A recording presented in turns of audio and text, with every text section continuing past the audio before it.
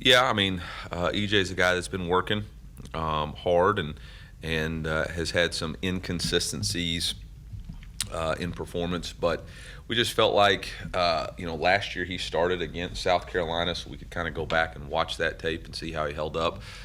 Combined with the fact that we felt like we weren't performing as well as we needed to the last two games, and if you do the same thing over and over again and expect a different result, I believe that's the definition of insanity. And so at some point you have to create some change, and you have to evaluate whether or not it's repeat the process and do it better, or do we need to give somebody else an opportunity to help us?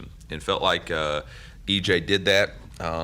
Just like with anything, I would tell you that after watching the tape, there's a lot of things that we've got to do better. The result was great at the end, but it was not by far our cleanest game or best game. It was our cleanest game from a complimentary football and no turnovers. But there's a lot of things that all 11 of us and coaches need to improve this week.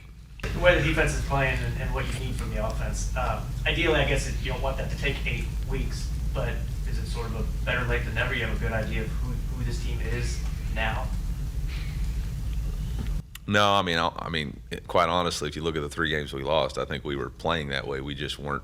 We turned the ball over in critical situations. I think it's more of we've just embraced it more. Like, this is what we have to do, and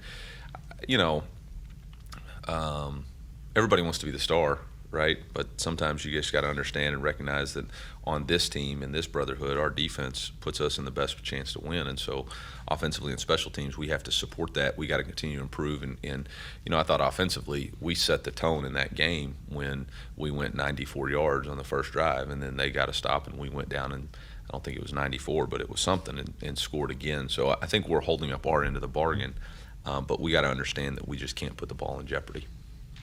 When you get a win like that, obviously on the road, how do you see that kind of build confidence in your locker room in the days moving forward, or do you kind of feel like that energy's infectious a little bit? Well, I think there's a fine line between confidence and arrogance. Confidence is something that you earn through your preparation each week, and arrogance is feeling like you can skip steps because you've done something previously. I think the caution for our team is there's confidence in your ability to prepare each week and recreate that process, which I think for the last 4 weeks we had done that. We just didn't see the result. So instead of giving up, they just kept doing it a little bit better.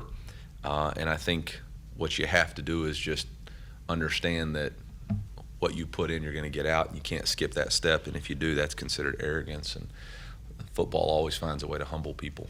That's one of the reasons I love this game so much is you're only as good as your next performance, and your next performance is only going to be as good as the amount of energy and effort and preparation you put in.